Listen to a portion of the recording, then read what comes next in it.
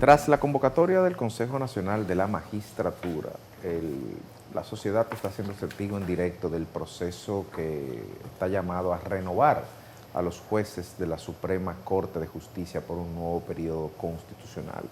Y para hablar sobre ese tema, nuestra amiga, colega y colaboradora permanente del espacio de Derecho Constitucional de este programa, Maribel Reyes, va a hablarnos sobre qué esperar en la Suprema Corte de Justicia. ¿Qué tenemos que esperar, Maribel? Buenos días. ¿Qué esperar o a quiénes esperar? 11 jueces nuevos. Buenos días. Bueno, empezando por eso, sí, efectivamente, Federico, pues esperamos 5 jueces que posiblemente se van a renovar en la totalidad o parcialmente. ¿Cuántos deberían ser? Son 11, bueno, son 11. Lo que pasa es que muy temprano de este proceso nos dimos cuenta que 4 jueces han declinado su evaluación. 2 de ellos, la verdad es que cierran una carrera impecable en el sistema judicial.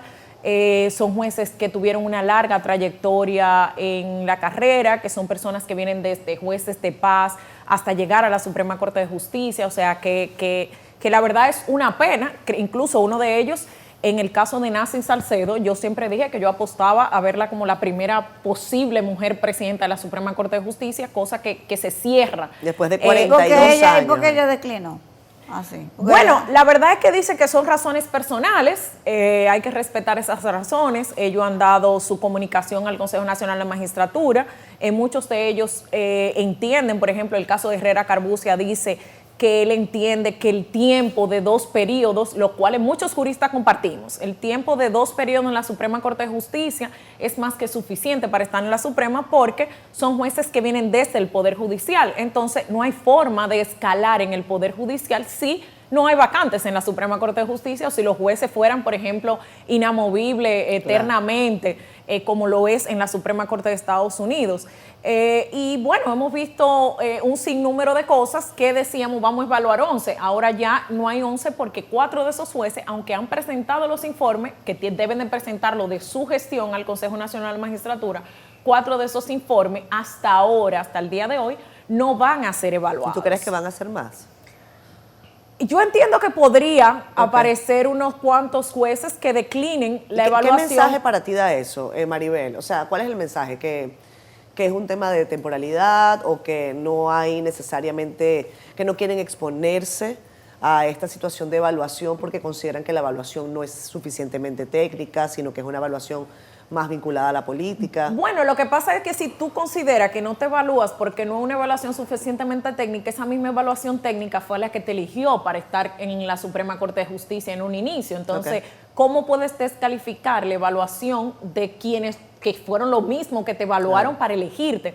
Entonces no creo que esta sea la razón. La razón, yo creo, por ejemplo, en el caso del presidente de la Suprema Corte de Justicia, no es menos cierto que es una persona que siempre ha estado en el Estado, que se espera que posiblemente tal vez en algún momento incluso vuelva a estar en el tren gubernamental o en otras partes, o sea, no acaba con la Suprema Corte de Justicia, es una persona joven y hizo lo que él entendía que debía de hacer, el tema de modernizar la justicia, el tema de la virtualidad, cosas que él llevó e impregnó a la Suprema Corte de Justicia que se quedan ahí.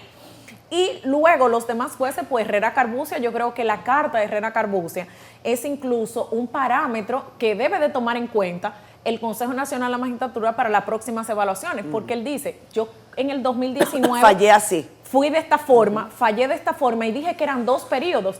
Y cuando escuchamos, por ejemplo, a Finjus pide que se modifique la Constitución para establecer un solo periodo de 9 años, cosa que no estamos de acuerdo porque, primero, no estamos de acuerdo con la modificación constitucional para esto, y lo otro, el tema de un periodo de 9 años, igual que los jueces del Tribunal Constitucional. La Suprema es diferente. Y la verdad que un periodo, como dice el doctor, profesor y magistrado Herrera Carbucia, de un periodo en la Suprema Corte de Justicia es suficiente, y más cuando tú vienes del Poder Judicial. O sea, tú vienes del Poder Judicial y posiblemente ya tú tienes 40, como el caso de Nancy Salcedo, 42 años en el Poder Judicial. Y llega un momento donde tú dices, es tiempo de irme y tal vez dedicarme a la academia, o incluso no se cierra la posibilidad de aspirar a otras altas cortes que están ahí. Maribel, uno de los temas que ha generado quizás los debates más relevantes con relación a la convocatoria del Consejo es sobre las cualidades de en quién recaerá la presidencia de la Suprema, dado que el actual presidente ya renunció. Se sabe que ahí vamos a tener un nuevo presidente. Hay quienes han planteado que hasta ahora ninguno de los consejos desde el 1997 ha llevado a la presidencia a un juez de carrera, sino a alguien que viene fuera del sistema de justicia. ¿Tú crees que eso se va a repetir de nuevo? Y si el resultado de eso ha sido positivo para la Suprema. Bueno, el tema es si un juez es del Poder Judicial o si un juez no es del Poder Judicial, o sea, poco debe de hacer la diferencia en su gestión. Yo creo que la persona que debe de presidir la Suprema es una persona que pueda hablar con los demás poderes del Estado, que tenga esa relación con los poderes del Estado. Y al final, yo creo que lo que busca la Suprema Corte de Justicia y que debe de tener un presidente de la Suprema Corte de Justicia, esa capacidad de gestión y de negociación con los demás jueces que están ahí, porque el presidente de la Suprema Corte de Justicia tiene una función esencial administrativa, una función esencial a la hora de definir cuáles son y quiénes presiden las demás salas de la Suprema. Y yo creo que ese contrapeso que debe de tener esa persona, poco debe de importar si es una persona que viene del Poder Judicial. Yo creo que debe de ser una persona ecuánime, una persona preparada, una persona que venga, que conozca el ejercicio, que muchas veces también eso pasa con los jueces del Poder Judicial. Los jueces del Poder Judicial no conocen el ejercicio del derecho, conocen aplicar el derecho, pero el ejercicio es otra cosa. Yo creo que tener esa visión tal vez de 360 grados de lo que es la justicia es lo que debe de tener un presidente de la Suprema, un presidente de la Suprema que posiblemente incluso haya tenido una función en el Estado, un presidente de la Suprema que haya litigado, un presidente de la Suprema que pueda hablar con todos esos poderes que convergen en la Suprema Corte de Justicia, no un solo poder, porque generalmente los jueces que vienen de carrera tienen un lineamiento y siempre han estado en la carrera, no suelen incluso ni siquiera tener una relación más cercana con la sociedad. Y al final a quien la Suprema le aplica el derecho o le decide el derecho es a la sociedad. Entonces la verdad es que yo creo que nunca ha asustado, y los jueces que ha tenido y que ha presidido la Suprema yo creo que han sido ejemplos de esa situación. Maribel, ¿cuáles son las secuelas, tendencias? ¿Qué dice la doctrina? ¿Y qué dice nuestro ordenamiento constitucional y orgánico del Poder Judicial en cuanto al esquema de relevo y de renovación de la judicatura? Porque de un lado tú puedes decir que los jueces de abajo, para que poder subir, tienen que irse los que están arriba, pero en Estados Unidos el problema es que la única forma de tú irte a la Suprema es al cementerio, porque hay un tema de sapiencia, de casuística, de amplitud, de experiencia, que cada vez que hacemos un proceso de renovación, y ahí viene la pregunta, ¿tendríamos el riesgo de empezar desde cero otra vez a construir capacidades instaladas, o realmente la carrera garantiza que los nuevos jueces que estén ahí van a coger el testigo donde exactamente lo dejaron los demás, o hay un retraso en la justicia? Mira, yo creo que primero con el uso de la tecnología, o sea, tenemos todo, la base de datos, la Suprema Corte completa.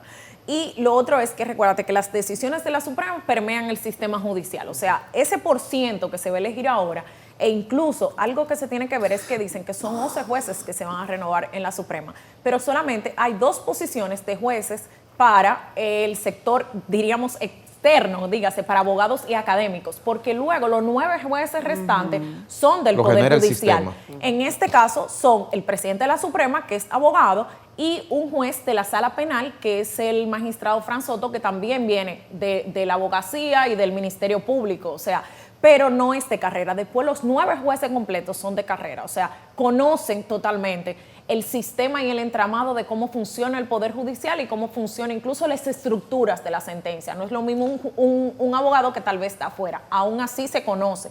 Lo otro es que los equipos... O sea, la institucionalidad se preserva. La institucionalidad se preserva todo el tiempo. Lo otro es que hay una memoria histórica dentro de la Suprema y dentro de los tribunales que no sale necesariamente cuando salen los incumbentes. Dígase, sale el juez, pero no necesariamente salen los abogados ayudantes, que al final son lo que, dentro de lo que recae una gran parte del trabajo de estructurar posiblemente esas sentencias que vemos que es el resultado.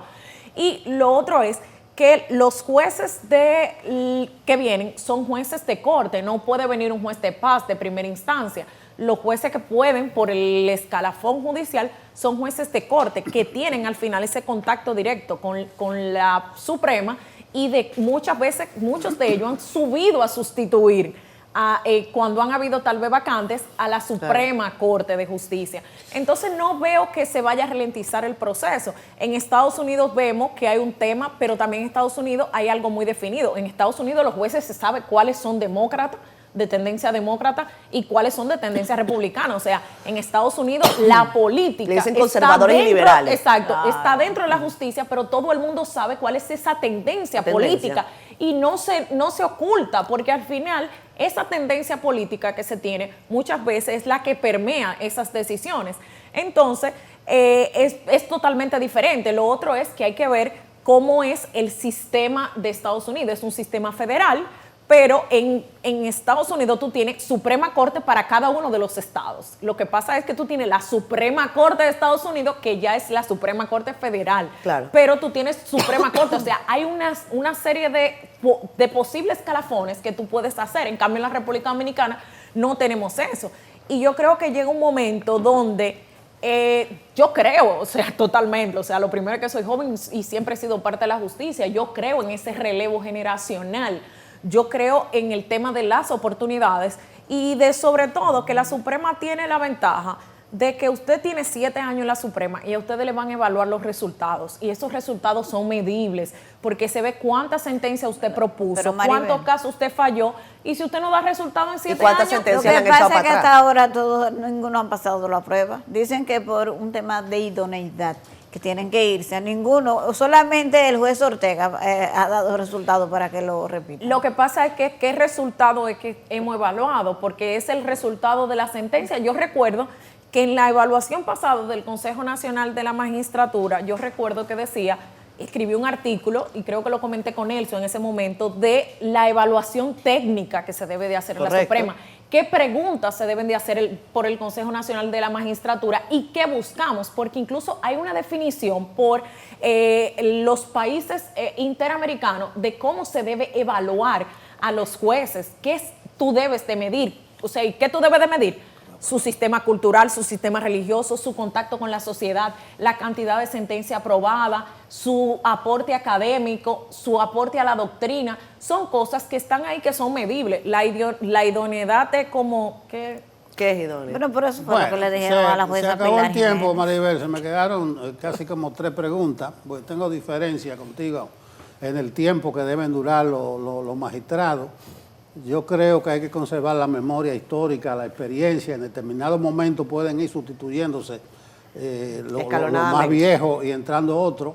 Tercero, ese Consejo Nacional de la Magistratura no está en capacidad de evaluar a ningún gran jurista, a ningún gran abogado por su composición. Esa composición hay que cambiarla. Pero ellos totalmente. Pero es que la composición fue la que elegimos todos los dominicanos a la hora de instaurar la Constitución. Todos los dominicanos debemos también ponernos de acuerdo y hacer eso. Yo lo que creo que la sociedad sí debe de ser más partícipe en exigir al Consejo Nacional de la Magistratura que se le pregunte lo que realmente quiere saber a la sociedad, a los jueces. Es que son políticos. Pero es un tema técnico, eso tiene que ser como en Estados Unidos. Hubo un magistrado que dijo que se está haciendo trampa porque tú eres de un partido y te dan la pregunta para que tú se la hagas y sabiendo todo el mundo pasa. Y se ve que se hacen hasta trampas, se hacen ahí. Pero bien, lo dejamos pendiente porque ahí lo que está es político, abogado, camionero, cabildeo. Algo interesante. No, él dice el consejo. Algo interesante es que hay un equipo técnico detrás de los miembros del consejo. Denle seguimiento a la nueva composición de la posible nueva sala penal de la Suprema Corte de Justicia. Venga con eso la semana que viene. Tráenos esas revelaciones. Venga con ese tema la semana que viene. Porque ya se está presentando. ¿Quiénes son los que van? Okay. Me lo dice ahora. Ya nos pusieron la musiquita. Contigo nos vamos, Maribel. Gracias.